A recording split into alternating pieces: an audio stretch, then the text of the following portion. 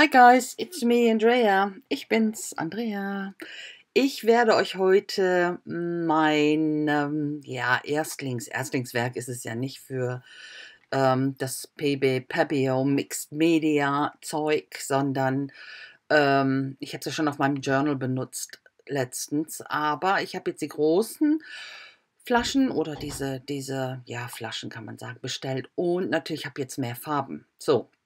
Ich arbeite hier auf einem Sperrholz und werde das oder grundiere das jetzt erstmal mit Gesso. I'm working here on a MDF type of thing and prepared with gesso, and now these are my skins, my acrylic skins leftovers, and I form a structure with it, and I will work with the Pebeo mixed media stuff.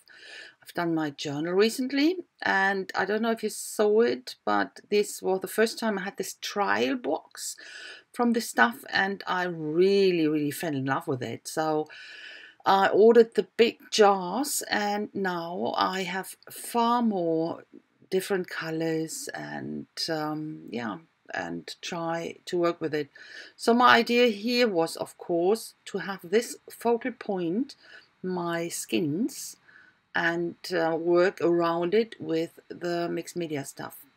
Ja, meine Idee war jetzt, dass ich diese Skins, die ich hier benutzt habe, die Acrylic-Skins, die ich immer aufbewahre, ja, als mein Fokus. Das Problem war letztendlich, das sieht man dann zum Schluss, es ist einfach viel zu unruhig im Hintergrund. Aber das war mir da noch nicht so klar. Ich habe hier jetzt, ich fange an mit dem V-Trail. Das ist im Prinzip wie so eine Grundierung. Das ist ja im Prinzip für Glas, dieses Zeug. Aber man kann da auch wunderbar, wie ihr seht, hier auf allen möglichen anderen Zeug mitarbeiten. Hier auf Holz oder auf Papier, was auch immer. Funktioniert ganz gut. Also es sollte schon ein bisschen stabiler sein. Aber es sind halt diese durchsichtigen Farben, sind im Prinzip die Basis, und da werden dann diese anderen Sachen mit eingearbeitet. Das kann man, die Grundfarben hier, dieses V-Trail, das kann man verdünnen. Da gibt es so einen Verdünner oder Hellermacher, Lightening Medium heißt es. Da kann man dann schauen, wie dunkel möchte ich das Grün haben oder das Gelb oder wie hell. Und je nachdem, wie hell man das haben möchte, macht man halt mehr von diesem, was ich jetzt gerade reinmache, mit Verdünner rein oder eben Aufheller. I'm working here with the basic colors. It's basically for glass. You're working with, I think it's made for glass. So you have this so-called vitrails. These are the basic liquid you can use with this lightener. I put always in to control the depth of the color, or how dark it is or how light it is. You can choose that with it, if the red or the yellow is lighter or darker. And then I pour it on. It's a bit like a pouring, but it's so much better to control. As you could see, I can push it around with my palette knife here easily, and it's very forgiving, so that's great.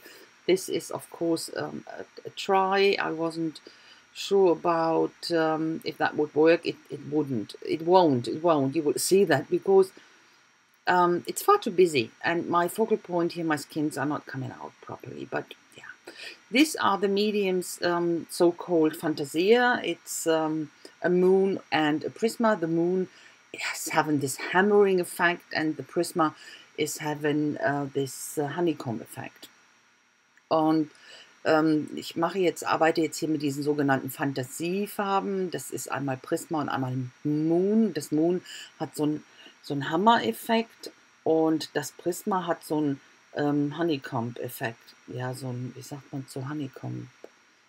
Ja, das geht halt so, ihr könnt das unten an dem Lila sehen, das geht halt so auseinander. Und wie heißt ein Honeycomb eigentlich auf Deutsch? Komme ich jetzt nicht drauf. Aber ihr wisst schon, was ich meine. Das kann man halt in das Vitrail einarbeiten, und dann verteilt sich das wunderbar. Das breitet sich so super schön aus in diesem Vitrail, in diesen Grundfarben, einmal in Anführungsstrichen. As you can see, this moon and prisma medium is really spreading out in this basic medium, let's call it basic medium, and makes really nice effects. But again, it was far too busy with my background, or the background was far too busy for my foreground. But this one is only a trial. You know, you will see, I'm going through here very quick, you will see quite soon my actual piece. Das ist ja jetzt hier nur dieser erste Versuch, den ich hatte, und das eigentliche schöne Stück, das kommt jetzt. Und zwar habe ich hier so die Graupappe, habe dann hier so ein paar, das sind so Streuteile, Fische, das ist so maritimes Thema da. Habe mir die flachsten da unten rausgesucht, und die kommen jetzt ganz an den Boden. Die klebe ich jetzt fest. I had this embellishment things maritime theme, and I looked for these fishes and I glue them all down here on the bottom. It's like a school of fish, you know, so, and it wasn't important, the color wasn't important, because I will go over it with a really good coat of gesso anyway. That's the chip pot I'm working on, so it's always I think the best thing to have something really solid you're working on. Das ist also die Schicht Gesso, die ich drauf packe. Und wie gesagt, das ist schon, denke ich mal, wichtig mit dem Pebeo Mix Media, dass man da auf einer festeren Unterlage arbeitet. Ich glaube, auf Papier funktioniert das nicht. Habe ich nicht versucht, aber ich denke eher nicht. Das würde ja hinterher auch brechen, vermute ich mal. So, und jetzt fange ich an und mache den Grund hier in Blau. Ich will natürlich hier eine Meeresszene machen. Also kommt ganz unten das Blau und ich gucke, dass ich das schön verteile und die Fische freilasse. Die Fische sind sowieso so erhaben, dass sie nicht verdeckt werden würden davon. You know, the fishes are pretty thick, so they wouldn't get covered by that vitrail anyway, and that's what I didn't want. I wanted them to stick out, so, and I push it out here with my spatula, and that works really good. It's absolutely great to work with. And this is, of course, the bottom on the sea, and I will, of course, have, you guess it already, a sea scenery, you know. And so the middle part here, it's a really dark turquoise. I already lightened it with this medium a lot, so you can guess how concentrated that stuff is. It's a really dark turquoise. Diese Mittelteil hier, das ist ein Türkis. Und da habe ich schon ordentlich von diesem Aufheller reingepackt. Da könnt ihr euch vorstellen, wie dunkel das ist. Aber es ist eine wunderschöne Farbe. Verteile ich hier auch wieder mit meinem Spachtelmesser und nehme hier und da so ein bisschen auf und tropfe so ein bisschen unten rein mit das Blau. Dropping a bit of that turquoise into the blue here. So on top I have a light green, or almond green it's called, but it's a green, you can see that, and I spread it out again with my spatula here. Und hier ganz oben habe ich dann grün. Ja, letztendlich ist es, wo der Horizont jetzt mit dem Meer zusammenkommt, Drama. Ich werde das so ein bisschen verblenden ineinander. Es gibt eine ganz hübsche Farbe und lasse das so ein bisschen wild wie Wellen halt. I wanted to have this dramatic surface here, the sea and where the sea and the horizon is meeting. So that's why I blend it together and give it a bit of a drama. Okay, so now I can start with my moons and prisma, and what you have to do actually, before I forget, you have to mix it up before you use it and stir it properly, and it mustn't be shaken. It must shake and shake. It mustn't be shaken, because you will get otherwise a lot of air bubbles in. Jetzt fange ich hier mit meinen Moons und Prisma an, und wie ich gerade gesagt habe, ich habe das ganz vergessen zu sagen, wenn man die benutzt, bevor man die benutzt, die setzen sich natürlich ab. Da ist so ein öliges Zeug drin. Nicht schütteln, rühren, ordentlich rühren, dass es sich gut vermischt. Andererseits funktioniert dieser Effekt nicht so schön. wenn man die schüttelt, hat man halt ganz viel Luftblasen drin. Deswegen nur rühren, aber ordentlich rühren, dass es gut miteinander vermischt wird, weil es ist so ein Öl und das setzt sich ab. Man kann das auch sehen, wenn man sie lange stehen hat, nicht benutzt hat. So, da spiele ich jetzt einfach mit rum. Guck, wo ich bestimmte Effekte haben möchte. Letztendlich sieht das Ganze, wenn es trocken ist, auch wieder ganz anders aus. Das ist nun mal so. I'm just having a play now and have a look where do I want to have some colors or some effects. Some of the prisma, honeycomb effect and or moon hammer effect. And go in here, and I wanted to have a bit of the violet in the air, in the clouds. Yeah, the white stuff should be clouds, and this is a bit bad weather clouds with the violet. And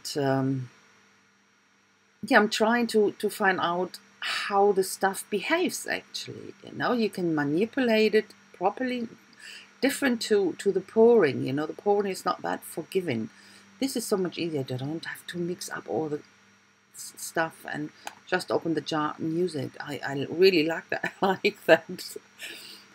Es ist ein bisschen halt, wie ich vorher schon gesagt habe, wie so diese Pose. Aber hier, das ist so viel bequemer. Du machst gerade mal nur die Dinger auf und fängst an.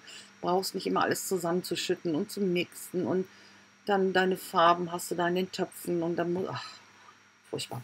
Ja, und ich habe da so wirklich das Gefühl, dass es einfach, du hast mal Möglichkeiten hier, die ganzen Sachen zu manipulieren. Du kannst hier mit diesem Stick zum Beispiel, gehe ich rein und du wirst es später sehen, gehe so ein bisschen durch und vermixe das. Das ist mit dem Pouring also ein bisschen schwierig. Das ist, ja, das ist nicht so, das vergibt nicht so. Das ist so ein bisschen, ja, wenn du da einen Fehler drin hast, ist da ein Fehler drin. Und hier, du willst, also diese Punkte siehst du hinterher nicht mehr. Es sieht anders aus, wenn es trocken ist. Das ist natürlich genau wie bei den Pourings auch. Es verändert sich, es breitet sich auch noch weiter aus. Okay, here again a bit of a lighter violet, and I will put it on here in the middle of my C, and that's where I start to scribble into, to try to find out how that will look afterwards. Und ich fange dann hier an, gebe hier erstmal einen schönen Streifen drauf und dann gehe ich mit dem Stöckchen durch und scribble da so durch. Einfach auch um zu sehen, wie verhält sich das. Und das macht einfach einen sehr schönen Effekt. Das sieht am Anfang so ein bisschen furchtbar aus, aber dadurch, dass es immer noch arbeitet, solange wie es nicht trocken ist, verändert sich das. Hier könnt ihr das sehen. Ein wildes Scribbeln. Aber dadurch verteilt sich die Farbe ein bisschen anders, schöner, ungleicher. So, and that's already the finish. I use here a metallic paint to go over with one layer, very light layer. It's a mint on the fishes. Just, I didn't want to leave them completely white, so that's the only reason. Ich habe hier so ein Mint Metallic genommen, um so eine ganz leichte Schicht auf die Fische zu packen. Ich wollte sie nicht ganz weiß lassen. Das ist der einzige Grund. Und das war es dann schon. Ich werde euch das Close-Up dann zeigen und auch das Close-Up von dem, was ich am Anfang gemacht habe. Und da habe ich dann einfach nochmal mit Weiß drüber gemalt, auch mit einem von dem Pebeo-Zeug. Da ist noch so eine Keramikfarbe mit dabei.